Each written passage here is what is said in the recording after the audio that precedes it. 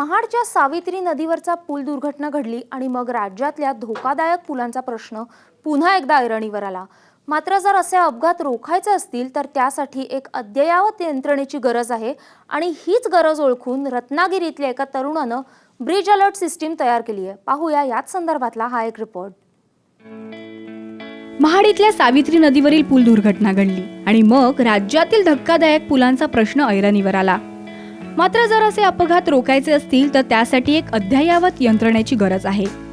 ही गरज ओळखून रत्नागिरीतल्या एका तरुणानं ब्रिज अलर्ट सिस्टम तयार केली आहे। रत्नागिरीतील गौतम बाष्टे यांनी शोधलेल्या तंत्रानुसार काही बदल केले तर पुलाचा एक जरी दगड ढासळला तर सिग्नल यंत्रणा सुरू होऊन पुलाच्या दोन्ही बाजूंचे फाटक खाली पडतील आणि वाहतूक अडवली जाईल। कल्पना म्हणजे महाडची दुर्घटना ही अत्यंत जीवाला धक्का देणारी होती।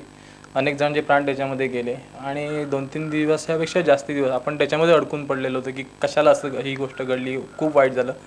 अशी चर्चा चालू असतानाच मुलाला मी सांगायला गेलो की तू यावेळी शाळेमध्ये जे मॉडेल करशील ते तू ह्या पुलाचं कर की पूल पडल्यानंतर आपल्याला काय करता येईल।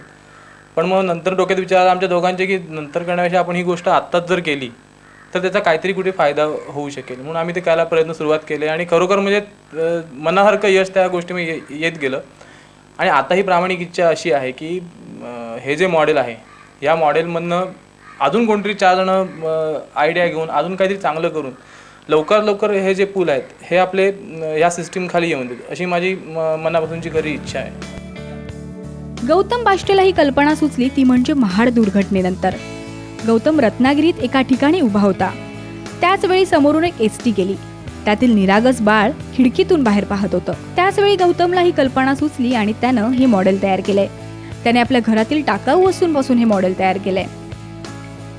अगदी सिंपल प्रोसिजर आहे, असं नाही की हे काहीतरी अगदी मोठे सेन्सर वगैरे ह्याच्यामध्ये आहेत। आत्ता जी मी घरगुती यंत्रणा केली अगदी नॉर्मली, अगदी ज्याला आपण इलेक्ट्रोमॅग्नेट म्हणतो या तत्वाचा वापर करून मी ही यंत्रणा केलेली आहे। हे करत असताना अगदी मी टाकाऊ वस्तू ज्या वगैरे अशा एकत्र करून त्यापासून मी हे बनवलं आणि ह्याच्यामध्ये सिंपल प्रोसिजर अशी आहे की दोन्ही ह्या मॅग्नेटना जोडणारी जी मधली वायर आहे ही वायर काही बोल्डर्सना अँकर असेल आणि ज्यावेळी एखादा दगड जरी त्या पुलातला तुटेल, जे आपले चावीचे पूल आहेत, आणि हे करत असताना मेन उद्दिष्ट काय की आत्ता असलेल्या पुलांवरती आपण यंत्रणा राबवू शकतो।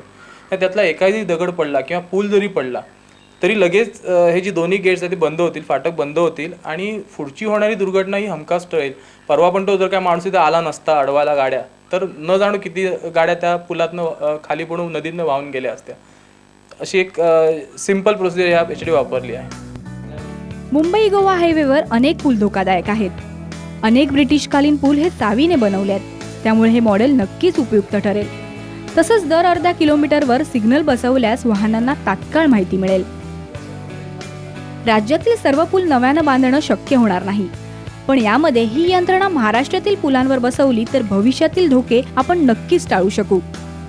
अमोल कलये, साम टीव्ही, रत्नागिरी।